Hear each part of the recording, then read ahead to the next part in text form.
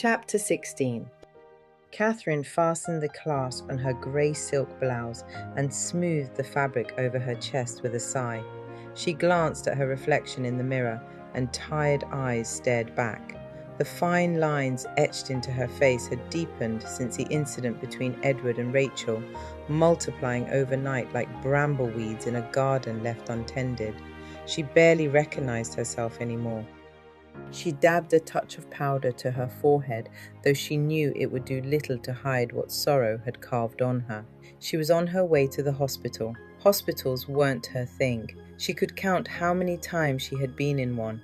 She needed to see her son. Hopefully, when she saw him, he would finally know the truth about his fiancée, that Rachel didn't belong in his life, that she was a wolf wearing the disguise of love and had brought nothing but pain to their lives. Rachel was a curse in her opinion. Katherine reached for her leather Dolce & Gabbana bag and paused. The last time she'd felt this kind of heaviness was when she had ferried her late husband back and forth from the hospital, each journey more painful than the last. His diagnosis had been sudden, the illness swift. She slipped into her white slippers and glanced outside. The morning sun had taken its place confidently in the sky. The forecast had promised highs of 24 Celsius and a particularly unforgiving pollen count. She walked into the kitchen, opened the medicine cabinet, and popped an antihistamine from its foil. She swallowed it dry. It was just after 11. Visiting hours at the hospital began at 2, giving her a few quiet hours before the visit. She heard from Charlotte that he had insisted on seeing Rachel. That fact had stung in ways Katherine couldn't admit, not even to herself. Didn't mothers deserve to be needed by their grown-up children, especially when their children hovered between life and death? She had been there through every stage of his life. School reports, heartbreaks, and career wins. And yet, in the hour of his greatest crisis, it was her he wanted to see, Rachel. What did that woman have on him? It was a question Katherine had asked herself every day since the incident, and though her pride would never allow her to voice it aloud, it gnawed at her. Just then, the front doorbell broke the silence. Not long after, it was followed by voices echoing in the hallway. The butler's baritone, followed by Charlotte's unmistakable cadence. Katherine glanced at the grandfather clock in the hallway. They had agreed to meet at the hospital. Charlotte entered, eyes puffy, her face pale and streaked with dried tears. She tried to speak, but no words came. Without warning, she flung herself into Katherine's arms. Even though Katherine was known for her poise, her icy detachment, as some would say, something about her daughter's desperation melted the barriers between them. "What's wrong?" Katherine asked sharply, pulling back to study her face. Charlotte said nothing. "Are the children all right? Edward?" Katherine demanded, her tone rising. Her instincts went wild with alarm. Still, no answer. Then Charlotte opened her mouth, but only sobs came out. Her face was drenched in tears and mucus. Her whole frame shook. "Charlotte, speak!" Katherine demanded. Her heart began to thud painfully in her chest. Charlotte finally choked out the words barely audible. "He's gone, Mama." "What do you mean, gone?" Katherine whispered. "Edward," Charlotte said, her voice splintered. He's gone."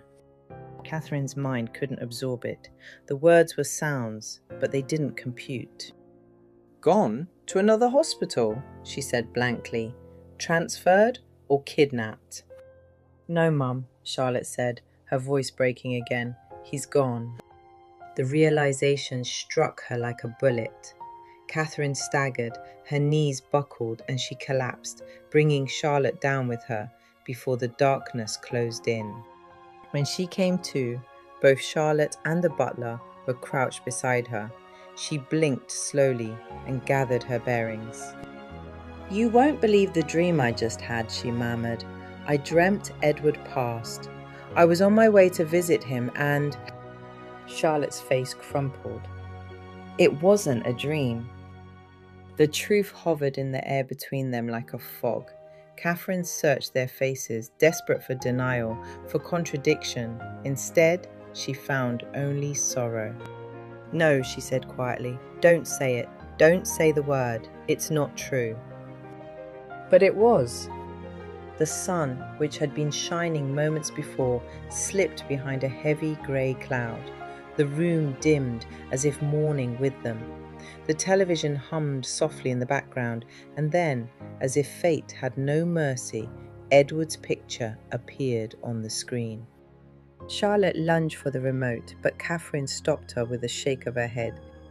"Let it play," she whispered. "I want to know what they know." The news anchor spoke with professional gravity. "We are just receiving reports that Edward Hale, media mogul and CEO of the Daily Morning Standard, has passed away following complications from the knife wound.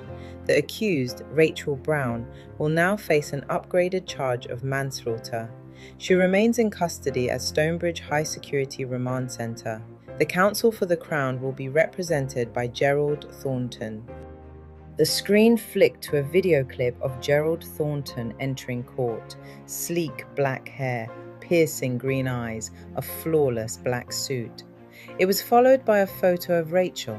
Katherine studied her, her grief boiling into fury. Let justice be done, she thought. Let Rachel face every ounce of punishment she deserves. Katherine turned away from the television, her shoulders heaving. She buried her face in her hands and at last allowed the tears to flow freely. She grieved in private and her grief was bottomless, her heart broken beyond repair. And her hatred for Rachel was absolute. "For everyone belongs to me, the parent as well as the child. Both alike belong to me. The one who sins is the one who will die." Ezekiel 18:4a.